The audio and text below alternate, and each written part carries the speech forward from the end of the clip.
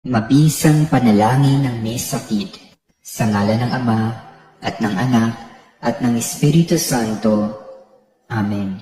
Diyos Ama sa langit, ako ay dumudulog sa iyo ngayon, sa isang panahong kailangan kita. Sa pamamagitan ng iyong kapangyarihan, nilikha mo ako.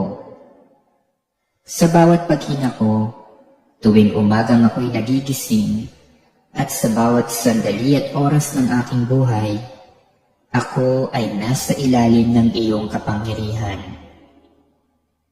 Sa pamamagitan ng kapangyarihan ding ito, Ama, hinihiling ko na hipuin mo ako ngayon, sapagkat kung ako ay iyong nilikha mula sa kawalan, nakatitiyak ako na lilikhain mo akong muli.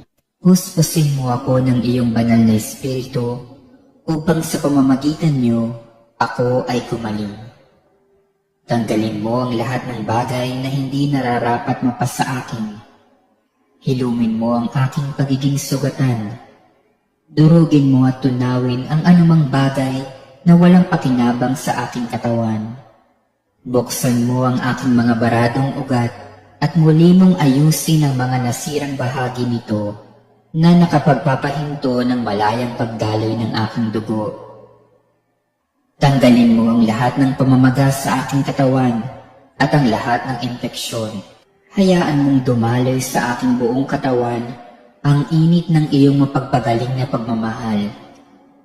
Palusugin mo ang lahat ng bahagi ng aking katawan upang magamit ko ang mga ito nang naaayon sa iyong pagkakalikha.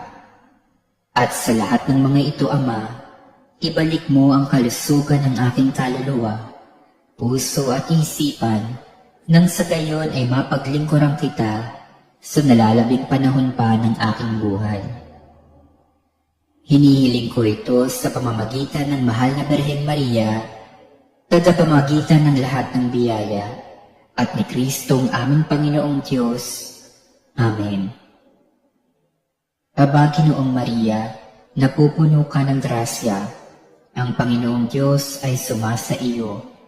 Bukod kang pinagpala sa babaeng lahat, at pinagpala naman ang iyong anak na si Jesus.